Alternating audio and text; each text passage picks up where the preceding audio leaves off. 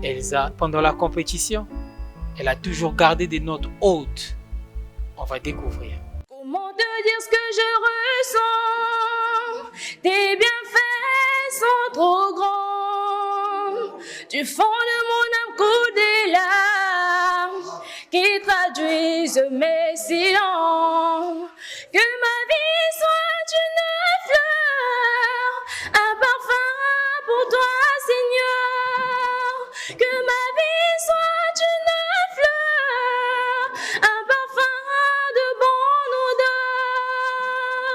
Devant toi je me repens, fais de moi ce que tu voudras.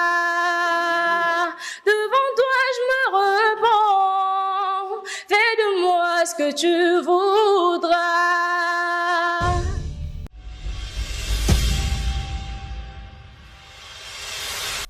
Les oreilles. Jusqu'alors, vraiment, il faut voir. Faut revoir ça, en fait. Pourquoi tous les candidats ne gèrent pas le micro? Je comprends pas. À la limite, Elsa, tu es en train de chanter, mais on sent que tu es à la maison. Tu es autre part, mais pas sur scène. Tu ne montres pas que tu es là. Tu es en train de jouer avec tes doigts, quelque chose qui prouve que tu es stressé. Et ça, c'est quelque chose à ne jamais montrer en face d'un jury. C'est quelque chose qui peut déjà te faire enlever les points avant même que tu commences à chanter, en fait. Il y a une posture à tenir quand on est devant un micro, quand on est devant un public. Il y a une posture qui montre, en fait, que tu sais ce que tu es en train de faire, que tu es confiante dans ce que tu es en train de faire. Et ça, c'est ce que je n'ai pas vu. Pour l'instant, c'est des critiques. Ce n'est que des critiques. Elsa travaille sur ta posture sur scène, travaille sur ta présence sur scène, travaille sur la maîtrise de ta voix. C'est tout ce que j'ai à te dire. Merci. Elsa, c'est comme je t'ai dit récemment, que tu avais la voix, mais qu'il manquait quelque chose que tu viens d'apporter aujourd'hui. Je t'ai reproché la dernière fois de beaucoup chanter avec tes voix de tête. Aujourd'hui, j'ai bien vu que tu as essayé d'aller sur ta voix de poitrine et c'était bien, c'était magnifique.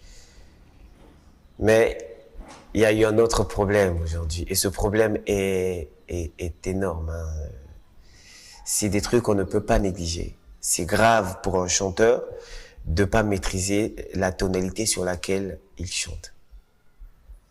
C'est vrai que tu chantes en a cappella, mais même chanter en a cappella a des notes. Quand tu chantes en do, tu finis ta chanson en do, à moins qu'il y ait une modulation. Je vais m'expliquer, c'est un jargon très musical. Je suis en train de dire que sur ce morceau, Elsa, tu as chanté sur 4 tonalités. Tu es allé de dièse en dièse. Alors, tu as commencé là, sur la même chanson, t'es allé là, et puis là. C'est ici que t'as fini. Tu vois un peu l'écart. Ça se fait pas, c'est dégueulasse. C'est pas bien. Il faut que tu travailles la gamme, il faut que tu travailles la maîtrise de la tonalité. Tu as commencé en do, t'as dièse en do dièse, puis ré dièse, ainsi de suite. Ça ne peut pas se faire. Quand tu chantes dans une gamme, tu restes dans cette gamme jusqu'à la fin de la chanson. Et ça, c'est parce que tu ne maîtrises pas trop bien ta voix. Et je peux comprendre. T'es pas professionnel, c'est pas ton boulot. Mais prochainement, si tu veux chanter, maîtrise ta tonalité. Parce que je suis sûr que tu peux faire beaucoup de progrès. Tu nous l'as déjà démontré. On t'a demandé de chanter un peu avec ta voix de poitrine, avec tes tripes. Tu l'as fait ce soir. Mais seulement, tu nous as fait un jeu avec les notes. C'était pas trop joli. Et pas gentil de ta part. Donc, j'espère que la prochaine fois, tu vas faire encore des progrès sur ce qui concerne la gamme. Mais que je te verrai peut-être à la finale, on sait jamais. Je souhaite vraiment te voir à la finale. Parce que tu as tout ce qu'il faut pour réussir. Voilà.